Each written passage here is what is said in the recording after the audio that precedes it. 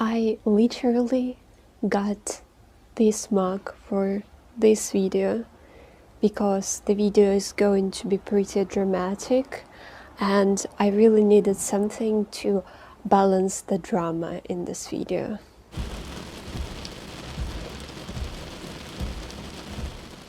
Moin moin, dear people, old, new, my friends, the friends of my friends, my relatives, and anyone in the world found this channel and who thought that the topics I'm talking about might be interesting for them. My name is Anna of Northern Germany, a survivor, fighter, a writer. I live in Northern Germany for 3 years almost. Originally I'm from Russia. I'm a refugee in Germany, but I am quite an integrated refugee and I already wrote my B2 in German. Hopefully I passed. Also, I'm planning to be employed soon, but on the side I do writing. I'm writing a novel, it's finished. I'm brushing through the text. I also write articles, but I don't have much time for them these days. And also I film these videos for this YouTube channel and I upgraded it a bit. I changed the description recently. I also wrote the descriptions for playlists for you to orienteer a bit better on the channel, but basically I'm talking about human values, mental health, equality, democracy, and everything that interests me. I went through a lot of stuff in my life and I have something to share. Also, I'm in love with literature. Sometimes I read books and I find something interesting that we can learn from a book because I advocate mental health and I don't really like self-help books, but for me, through literature, I can learn some stuff better. And I really hope that the microphone is recording my voice, but not the voice from the road. I really hope so, because my voice is not super loud. And this video has a bit of a trigger warning, so to say, because this video is going to be about chronic diseases, about women, about their periods, or about humans with their periods. Let's be more inclusive.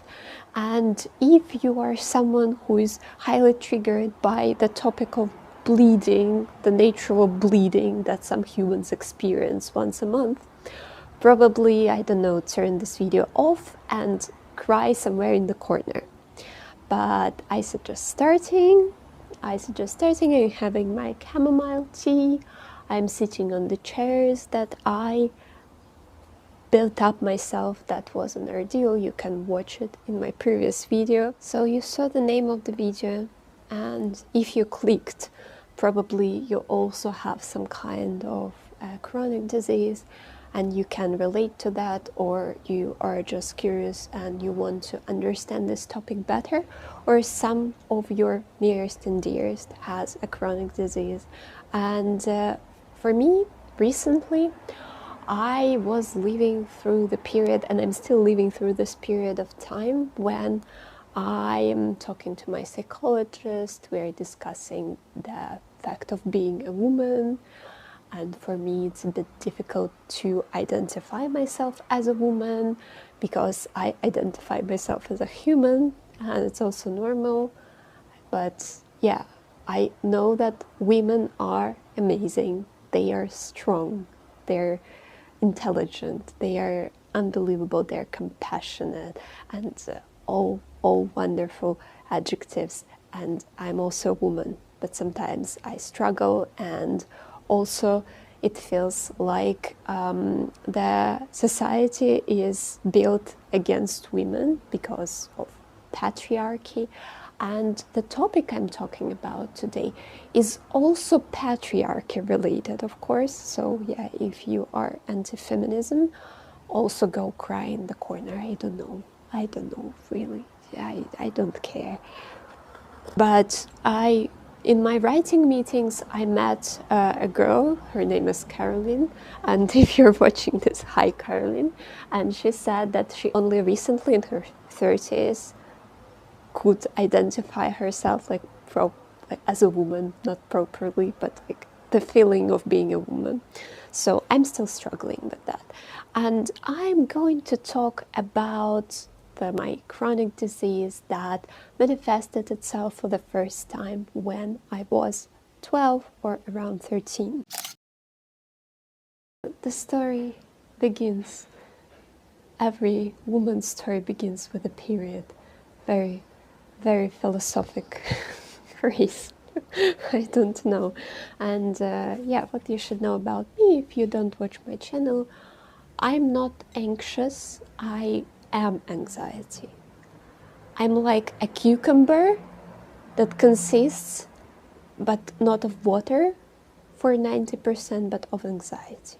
Don't know why I brought up such a comparison, but okay. And every event in my life, major or minor, it triggers anxiety in me. I also mentioned that in the previous video. That means that I don't really feel excitement. Mostly I feel just anxiety. Now it's a bit better, but previously that was only the anxiety. And when I was around 11 years old, 12 years old, my mom, thanks my mom, at least she told me, because of course we heard about stories when girls or people were not even warned that something like this might happen, and I was warned that yeah, it's totally normal, it's a woman thing, you might start bleeding soon, it's totally fine. Of course my mom admitted some unpleasant sides of periods, like pains, irregular periods, and like, you know, this orchestra of troubles that period is associated with. But despite the fact that she just described it as something totally normal, I freaked out. I really freaked out. I think it still took maybe, well, if not a year, but several months for my first period to come. And I was expecting it in horror. I was really expecting it in horror. I was frightened about the period, because the period, like, you're bleeding, like normal life. If you're bleeding, that means that something is wrong with you, like you're having a wound or inflammation or something. But now you're told that it's normal and you are going to bleed every month. Fun. And my first period, all men are like, my first period came when I was 12 or 13, I don't remember exactly, rather 12 I think. And it was a freaking Christmas gift. I got it before Christmas, or rather New Year's, because in Russia we rather celebrate the New Year's. I got it, yeah, I'm a woman. And okay, it was like bearable, you know. I cannot by any means say that it was enjoyable, but it was bearable. However, for myself, I'm known to be a very lucky girl.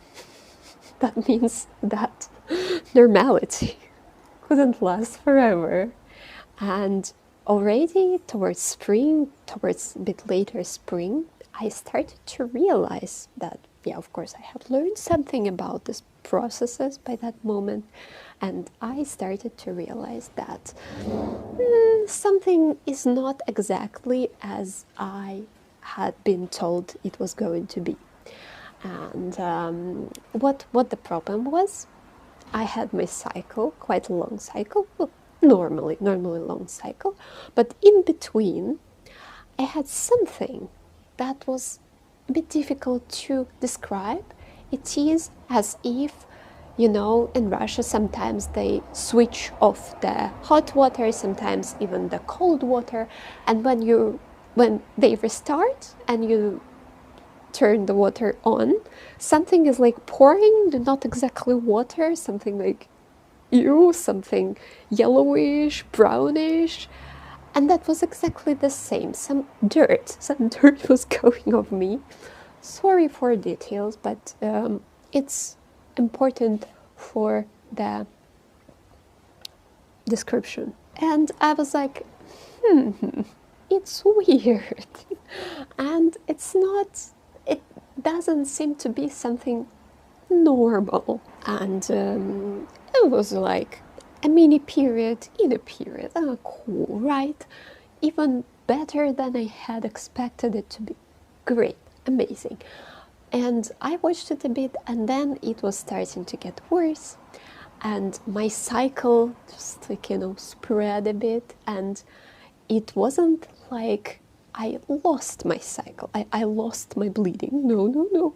It would have been much better because, yeah, it's unhealthy when you don't bleed as a woman. But it's slightly more pleasant than what I experienced, because I experienced something like an unending period that was not exactly period. It was like something disgusting.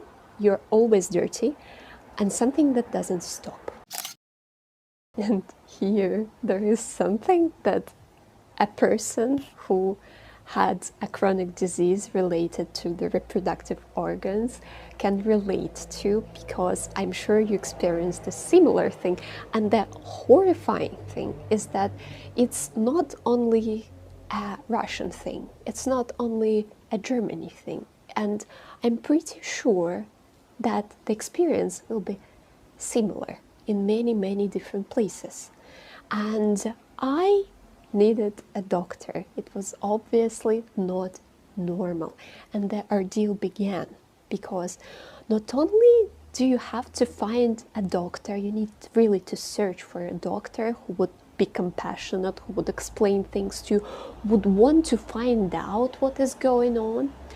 But also you need to educate yourself to distinguish between these difficult terms. You need to learn how to read tests, because if you don't read your tests, you will be neglected. So I learned that pretty early, that you really need to be prepared to ask questions, to look into these digits and to say, okay, well, you say that I'm fine, but I see that this doesn't look too fine for me, all right? But on my journey, everything that you can imagine happened. I experienced everything.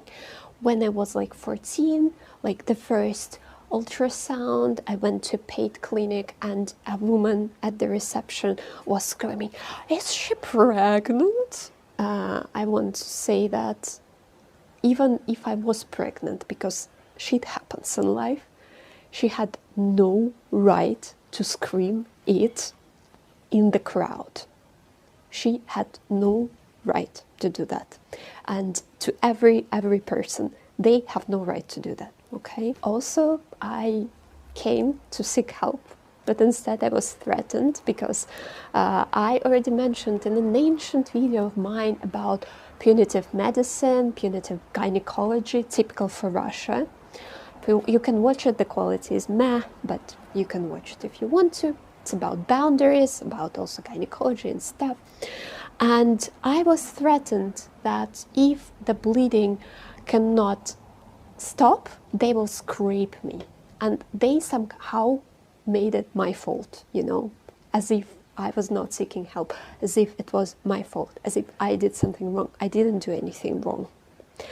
But I'm just searching for excuses. I'm not supposed to do that, The worst thing was that nobody could help me, because nobody could give me a diagnosis. I wasn't diagnosed. I think I attended half of doctors in my hometown. When I was in the 7th grade, I even attended the coolest, the greatest, the most modern prenatal center that was built at the outskirts of my town, where the best doctors were and who performed miracles, and they even had a baby box. For Russia, it was something insane, a baby box, when a woman doesn't want to keep a child for her not to do some unspeakable things. She could just anonymously give this child, and doctors would take care of it and send this child for adoption. I went there. I don't remember precisely what it was, but I remember my feeling how neglected I felt. And she said something that was like, "And what do you want from me?" I believe it was something like that, but yeah, I remember it was very, very, very, very negative experience. I had one doctor who was more caring. She discovered first a coagulation problem with my blood. I took loads of vitamins and stuff, and my period was okay. It became okay. It restored itself, and I was happy, but I was terrified because something bad happens to you and your brain learns. I also had an ancient video about chronic pain and stuff. It's not like super scientific, but it makes sense that chronic pain sometimes we learn, and sometimes our body search for certain patterns that it considers like helping us, but at the same time it doesn't help us. So yeah, I was anxiety, and I was expecting something unpleasant, and something happened indeed, because in some months, let's say like 9 months or so, the vitamins didn't help anymore, and everything started once again. And when they don't know what to do to you, if you are a person with the period that is going crazy, they prescribe you contraceptive pills.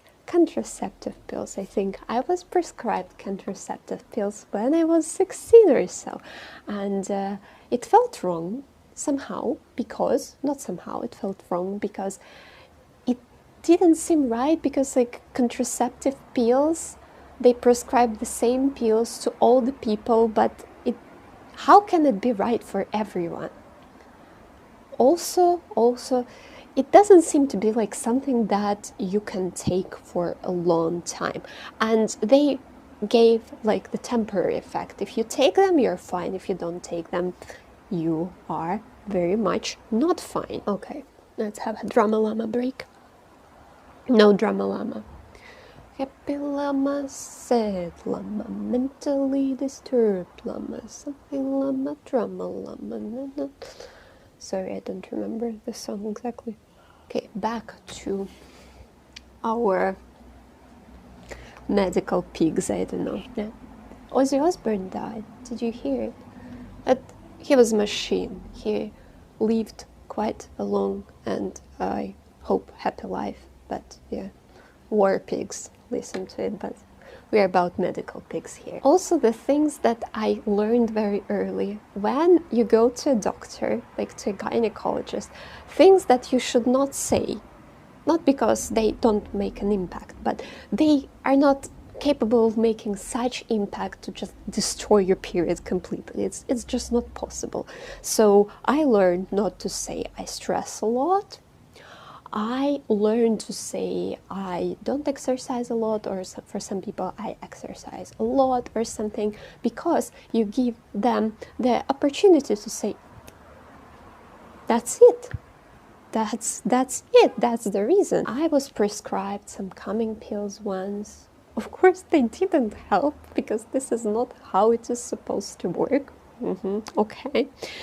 And my mom, as a true superstitious Russian, you can watch videos. It's like very long, but it really worked. Like I think it should be interesting to watch, to listen about Baba Yaga's magic. But yeah, Russians are superstitious. My mom, she consulted with her co-worker, her colleague, who was known for some psychic abilities, and she told her that I'm going to be fine, that just my organs are very low, and I shouldn't go to the doctors because they will prescribe hormonal therapy, and I should drink something like shepherd's pocket, shepherd's purses decoction. Maybe nobody knows about it in Europe, but this is a decoction that is known to stop bleeding. Did it help?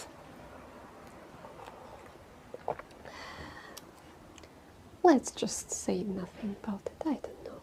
I also attended a homeopathy specialist, and if I talk about him precisely, it will be another video for an hour maybe. I also mentioned him in the disclaimer in my video about Baba Yaga and about Slavic magic. He cured me from a cough. It was like a chronic cough because I was ill. I was like 4 years old and I couldn't stop coughing. I think it sometimes happens that you start being automatically or something like this, and he somehow cured me because it was probably psychosomatic or somatic, let's say like this. And she believed in him and I returned to him, but previously I took some sugary pills and now there was a piece of metal that I needed to stick to my body. It was supposed to be to my body like first 24/7 and sometimes for half a day or something, and it was supposed to be somewhere stuck to my body, and it was hard to believe for me that it would help. It didn't. After some time it returned back, but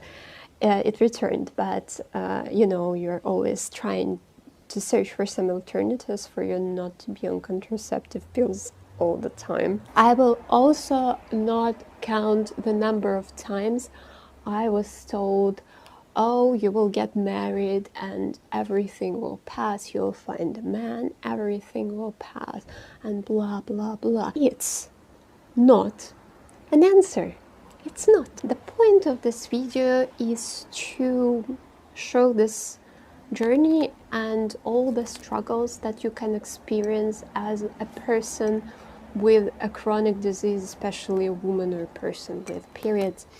And when you have some condition that is not life-threatening, but something that is very disturbing, that influences your life in a significant way, and that stops you from living your life to the full, you know.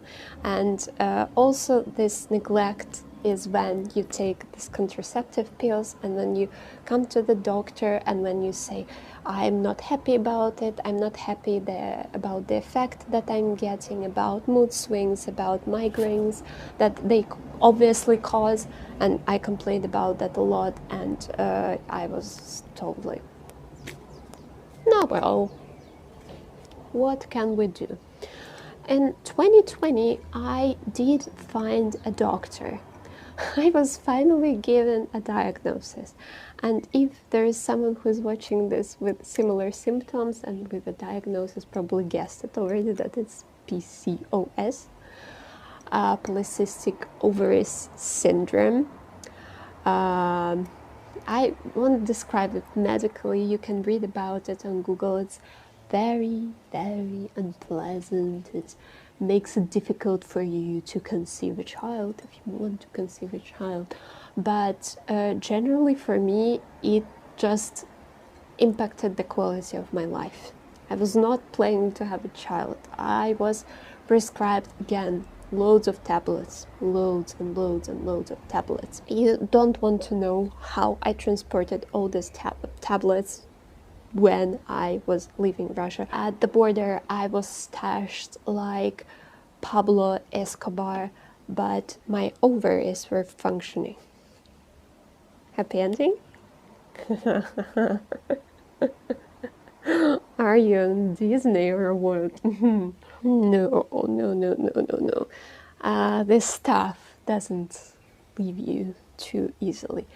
Now I live in Germany and I'm trying to figure things out because I'm a refugee. I'm not allowed to travel to Russia, and that I'm dreaming of traveling to Russia, like, do you read the news? Huh?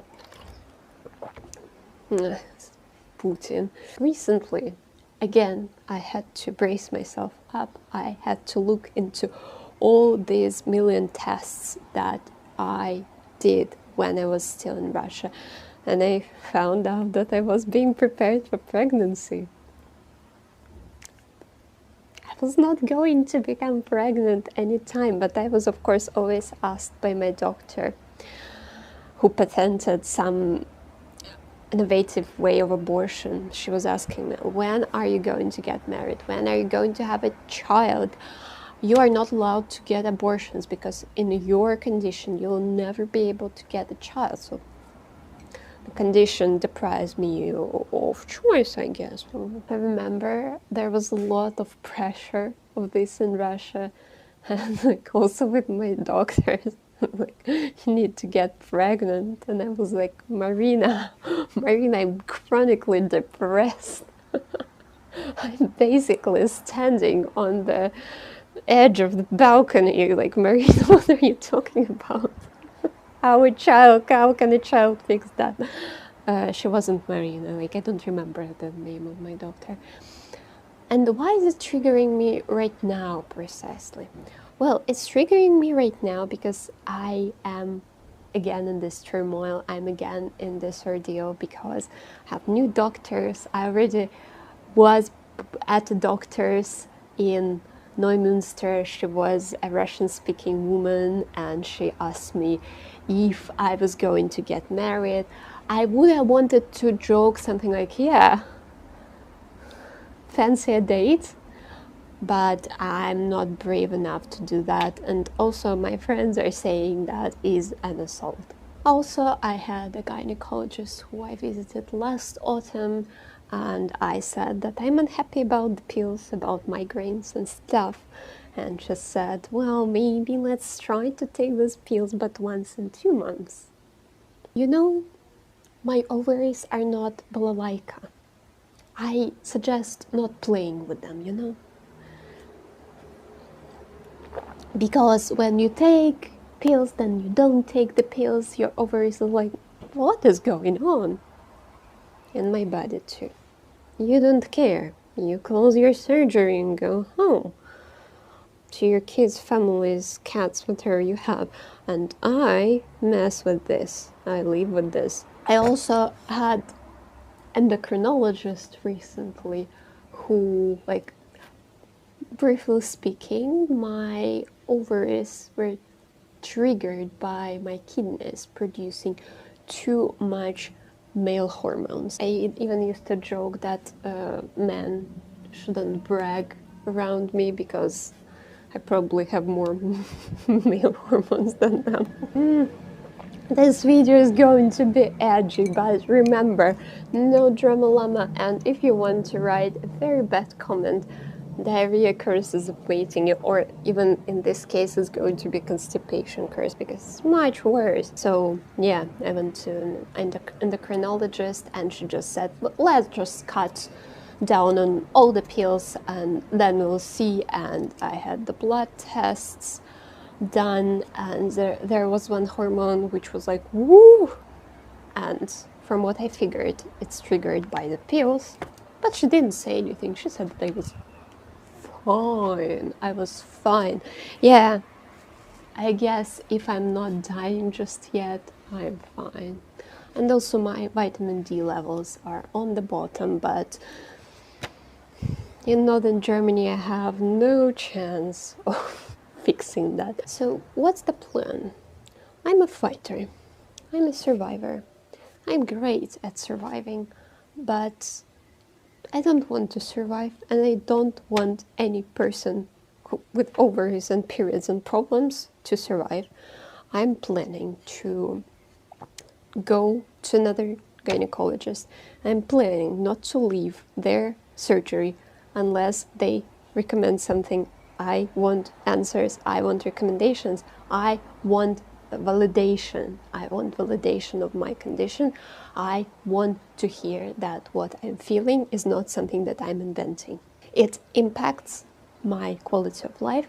That means it's valid. Also, I wonder the question to you, if you found this video, if you have a similar problem, do you also feel like a burden for the medical system?